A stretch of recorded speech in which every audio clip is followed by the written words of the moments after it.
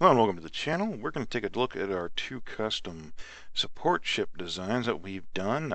As you can see here, we've replaced the entire default ship designs. We did originally modify them, but once we came up with these two designs, we just scrapped them all together. Of course, this was for late game, so we'd already teched up really good, but you could still use these in early game and still have good effect. So we're going to take a look here at our Volley Mark I first. This carries over our principle of, instead of using one large weapon system or a few large weapon systems, of using smaller weapon systems of equal caliber. And what we have here is just missile launchers all around it. And of course we've upgraded those with range and rate of fire. Rate of fire makes a huge difference, and range is really going to let them get targets down range a lot further and earlier than most of your enemy ships, of course, unless they're equally armed. As you can see, this was fairly heavily armored. The benefit to the missile launcher is it does not need facing, so these on the rear will still hit ships in the front, and vice versa. So we've heavily armored it, and actually the rear section is technically even harder armored than the forward section. Now, if you were just starting out, of course, you wouldn't have the subsystem upgrades for it, but you would definitely have this armor here. You wouldn't have the liquid armor, but what you would do is you would basically put your HP armor back here, and then your ablative resistance armor on the exterior, and that would have a very solid effect on any incoming fire. Now you can see we put ammo stores, and this I definitely recommend because it just increases your overall fleet survivability and their ability to put weapons shots down range. So you can see here, this uses 13.3 supply cost with all these modifiers on it. We'll go ahead and take those subsystems off, and that reduces us to 8 supply cost. So when we have a combat supply use 36 a second and ammo stores at 66.7, that's only going to get us basically a little less than 2 shots of all of these going downrange before it runs towards supply, but that is still going to give you 2 free shots before you even touch the mothership, or the flagship rather, and its supplies. And of course, if you're at a planet, that's not really going to matter since you're infinitely supplied when you're at a planet here. This is a very solid design. It's proven itself against all the default designs with the upgraded versions. Basically, the enemy ships were the default designs, that they were upgraded with the new tech to be on par technologically with this ship and other ships that you would design late game, and this has just decimated them. This is pretty much the workhorse of my fleet right now, or fleets rather. Now next we're going to take a look at the Lancer, which takes a similar concept but goes the opposite route.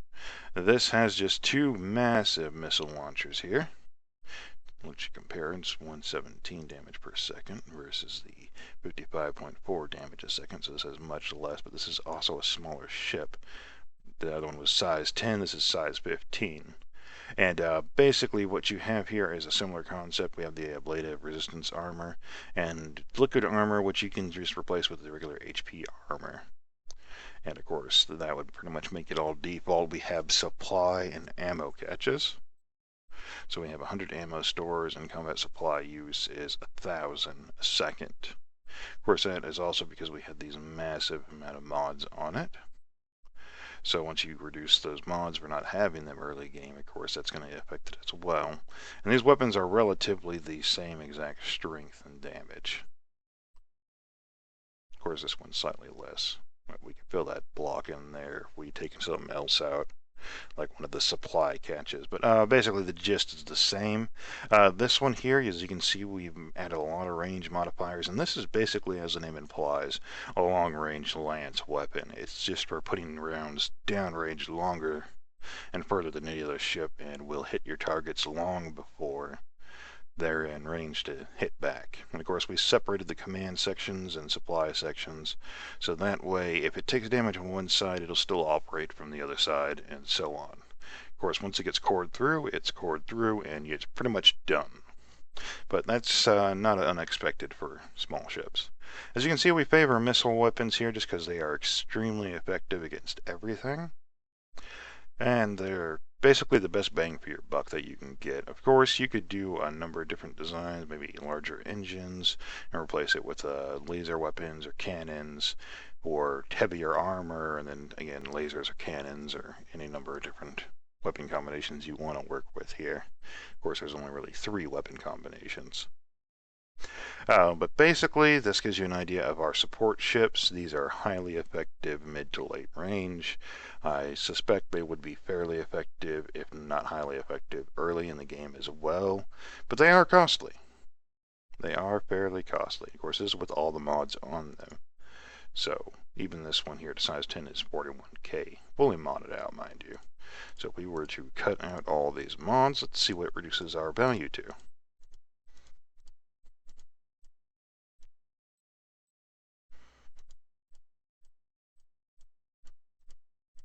It puts us down to 12k. And we could probably reduce that further by adjusting our armor to be matching with early game armor.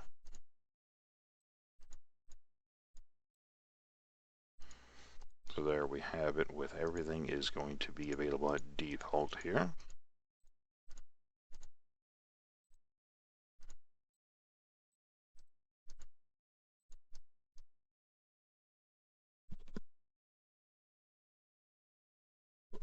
Alright, so even at size 10, which is fairly large for a support ship, the default ones range from size 1 up to size 10. I think the heavy gun ship or the beamer was the size 10 one. The default missile ship is size 5, I'm going to say offhand. But basically what we have is, even at size 10, our damage is significant for a small ship, and it's only 12k to produce one. Of course, with your defense stat, that's going to be reproduction, but there is still upkeep for ships. So you definitely want to look at your behavior when you're designing your ships. Obviously, with missiles, you're going to go with an artillery. Shield would also be interesting design. We're going to play more with these designs and find better ideas of making ships that fit each particular one.